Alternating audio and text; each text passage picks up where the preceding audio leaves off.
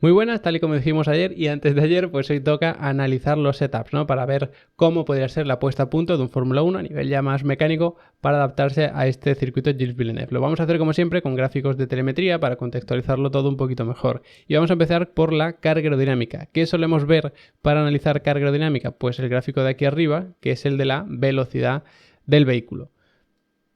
Por supuesto, depende de la cantidad de recta, lo largas que sean, de la cantidad de curva, de la velocidad a la que se tomen esas curvas. Entonces, ¿en qué nos tenemos que fijar? Pues en los picos de arriba, que es velocidad punta al final de recta, y en los picos de abajo, que es el vértice de las curvas más lentas. Entonces, aquí tenemos, como veis, curva media y luego curva lenta, curva media tirando a lenta, curva media tirando a lenta, curva lenta y curva lenta. ¿Cuándo nos ayuda más la carga aerodinámica? Pues en curvas de velocidad media y de velocidad alta. Por lo tanto, en este circuito la carga aerodinámica sí que nos va a ayudar mucho y de hecho hay algo llamativo, es que como veis, la mayoría de curvas no son bajo y subo directamente, sino que bajo, luego tengo otro pico y luego otra vez. Bajo, tengo otro pico y luego ya subo. Bajo, tengo un pico, luego otro. ¿Por qué? Porque este es el gráfico del acelerador y ya nos está dando la pista. Y resulta que cuando tenemos una curva a un lado, luego viene otro lado.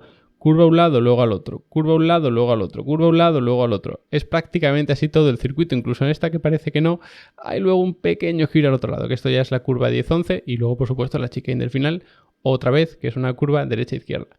Es un circuito en el que hay 14 curvas, pero nos interesan prácticamente la mitad, porque son todas enlazadas. Y encima la mayoría son de velocidad media tirando a baja, donde la carga aerodinámica no nos ayuda mucho. Por lo tanto, teniendo en cuenta eso y teniendo en cuenta la tremenda recta que hay aquí, la recta de meta, que es verdad que no es tan larga, estos pequeños tramos de recta que tampoco nos interesan mucho, pero luego este tramo de recta y este tramo de recta, pues priorizamos sobre todo velocidad punta. Insisto, si las curvas fuesen de más velocidad, entonces se pondría más carga aerodinámica. Además, dependerá también un poco de la eficiencia aerodinámica de cada equipo, porque claro, hay equipos que tienen una eficiencia aerodinámica, lo que significa es cuánta carga aerodinámica eres capaz de crear por cada fuerza o cada newton, como lo quieras llamar, de drag, es decir, para cada valor de drag, ¿cuánto downforce eres capaz de crear? Pues cuantos más mejor. Pues hay algunos que tienen esa eficiencia disparada en circuitos de alta carga y hay otros que lo tienen disparada en circuitos de baja carga. O hay otros como Red Bull que parece que van a ir bien siempre.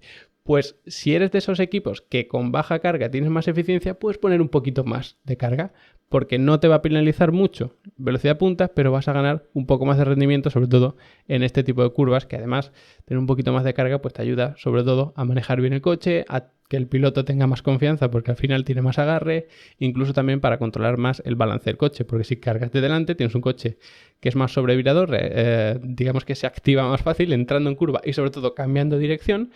Y si tienes más carga detrás, pues haces el coche más estable, más subvirador, que puede parecer malo, pero hay algunas ocasiones en las que te interesa. Así que, en resumen, carga aerodinámica bastante baja, pero tener un puntito de carga aerodinámica extra te puede ayudar tanto a nivel de pilotaje como a nivel estratégico. Luego, hay un punto que es absolutamente fundamental y es el de las suspensiones, porque saliendo de esta curva tan lenta tenemos un tramo recta, de esta media también un tramo pequeñito, luego aquí otra vez saliendo curva de baja velocidad, aquí otra vez, aquí otra vez, aquí otra vez.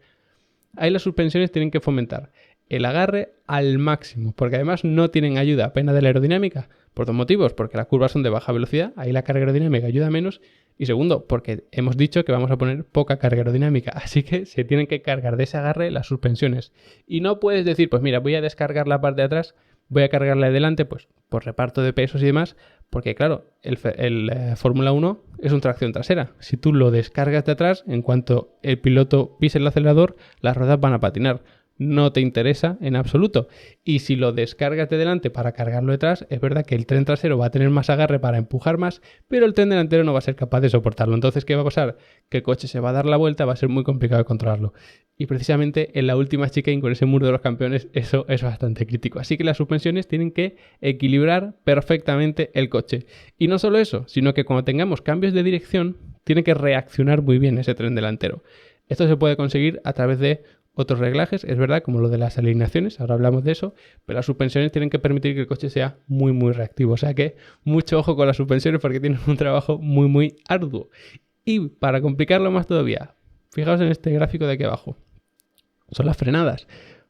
Tenemos constantemente frenadas, constantemente y muy fuertes. Por lo tanto, si hay una transferencia de peso que no nos interesa, no hay el agarre suficiente, lo que sea que reduzca la eficiencia en estas frenadas, vamos a perder muchísimo tiempo. Porque perder incluso media décima o una décima en caso exagerado en estas frenadas es incluso posible y absolutamente crítico. Por lo tanto, mucho ojo con las frenadas, de las que también se tienen que encargar las suspensiones. Luego tenemos el tema de los frenos, por supuesto.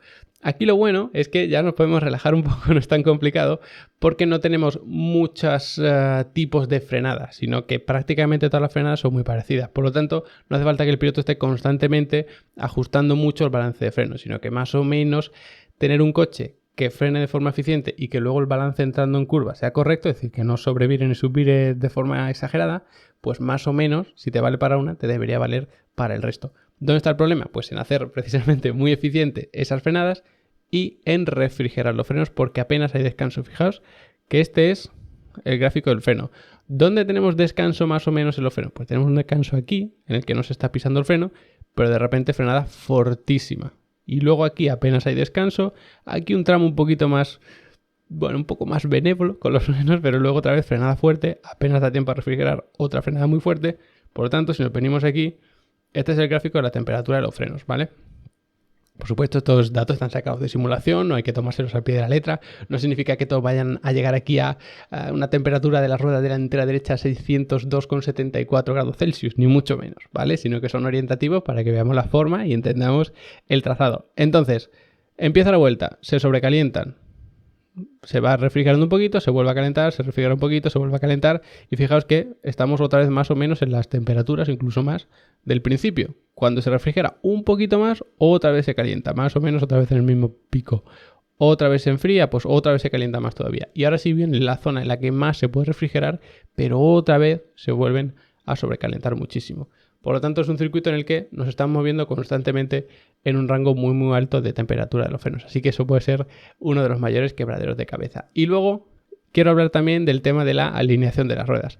Esto es, hay quien entiende solo por alineación la convergencia y divergencia, es decir, las ruedas no están completamente rectas hacia adelante, sino que tienden a abrirse delante y cerrarse detrás, divergencia delante, convergencia detrás, al menos como norma general. Luego esto se puede modificar, se puede jugar, que para eso está. Y luego tenemos también la caída, ¿vale? Que es esa inclinación así de las ruedas. Eso se utiliza para que la rueda exterior apoye más.